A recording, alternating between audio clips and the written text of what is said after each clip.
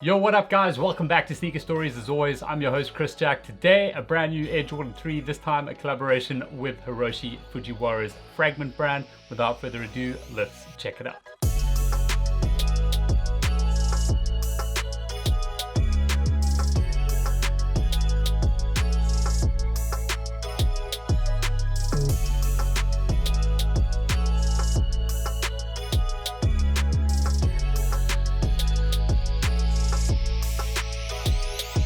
Alright, so Hiroshi Fujiwara, obviously the creator of the ever popular Fragment brand. He's been on a whole bunch of different collaborations, most notably, especially with Jordan brand. The Jordan 1s around 6 years ago in 2014, which probably fetching between like $5,000 and $8,000 depending on size, or at least where you buy, of course. But that particular shoe became very, very iconic. I mean, essentially was just a black toe Royal Jordan 1 with a Fragment logo stamped into it. So a lot of people thought they're kind of like overhyped and things like that, but there hasn't really been a proper follow-up on a Jordan silhouette. That was until these dropped kind of mid last month, so I think around the 16th of September if I'm not mistaken. This particular pair first saw on Hiroshi's feet on some leaked photos on Instagram, and everyone was like, wow, okay, here we go.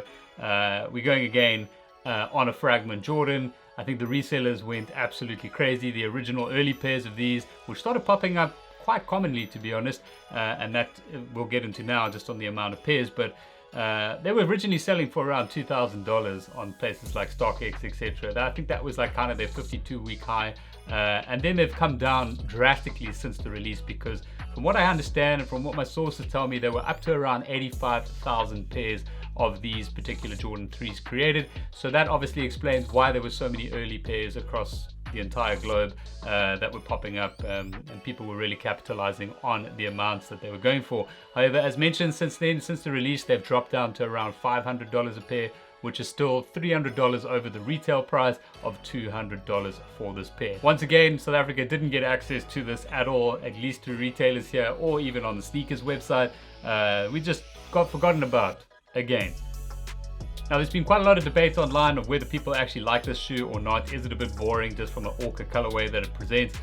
Should it have been something more? Should it have had more blue in it, or just something a little bit different, maybe just to follow on from what the Jordan 1s were? There was actually a sample of this particular pair, which I believe is a legit sample because it has been seen on Hiroshi's feet as well, which did have hits of grey and blue in it as well, but it didn't have this crazy heel tab, which we'll get to now, on it. So there have been some fundamental changes between that sample and the actual release version that we've got over here. To be honest, I would have liked to seen a little bit more going on with the colorway, but you know, having this orca colorway of just black and white is super clean. It's a really nice look, and really clean look in fact, on foot. So I'm not really too mad about, unfortunately, having to pay resale for this pair. Does make it a little bit more of a tougher pill to swallow, but that's it. Let's get into the shoe itself, starting with the outsole. Standard Air Jordan 3 outsole, just done in black and white, of course, with the white Nike branding. And then just into the midsole, everything is completely white here. Obviously, this is just that painted finish which we're used to seeing on all Jordan 3s at the moment. Towards the heel section, you've obviously got that visible air unit over there, which is done in a white.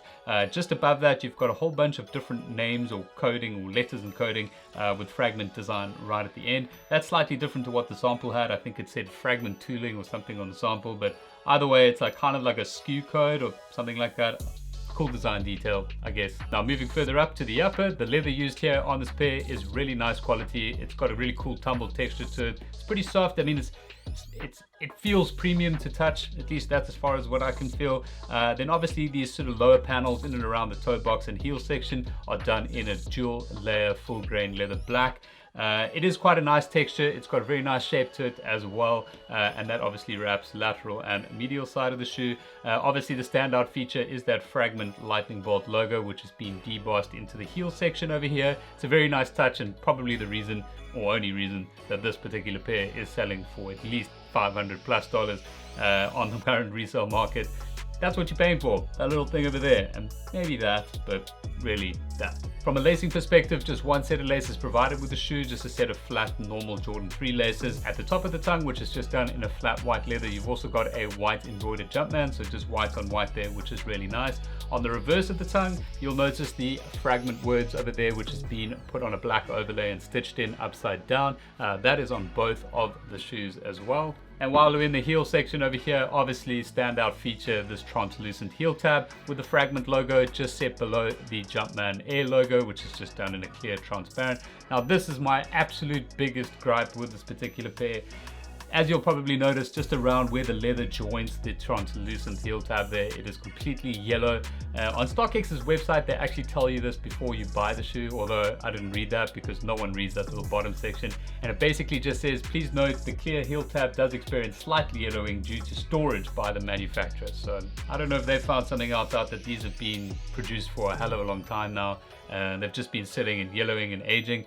But I think that's seriously poor form from Nike. To put a product out like that that's already yellowed straight off the bat of a retail release. I do think that's just a problem specific to this particular pair, where this black with brown tones of leather joins that glue section in that translucent heel tab. It's kind of like bleeded into just that little section underneath. Like if you look at the COJPs where they've used just a denim over here and not a leather, it hasn't bled or anything into that. You don't have any yellowing on here, so just seems like super weird. And now that I actually look at the production dates of both of these pairs, this particular one was actually made a month before these were. These were created in February this year. So yeah, that's really disappointing, especially when you have to pay like resale for this pair if you are considering to get it. So if that is going to annoy you, then definitely sit this particular release out, because that's only going to get worse with age. Now just to show you the insole of the shoe, and both of these insoles are absolutely the same, just cardboard all over it, but you do have the Jumpman. It's actually really nice, quite velvety actually, now that I take them out. You've got Jumpman logo, Fragment logo, just kind of stepped and repeat all the way up the insole, and that's done in this sort of navy color. I would have liked to have seen this color kind of incorporated into these leather sections. Maybe if that bottom layer of leather in and around the toe here was that navy color and you still had the black highlighting, I think that would have been quite a cool mix of colors and really cement this as a further Fragment design.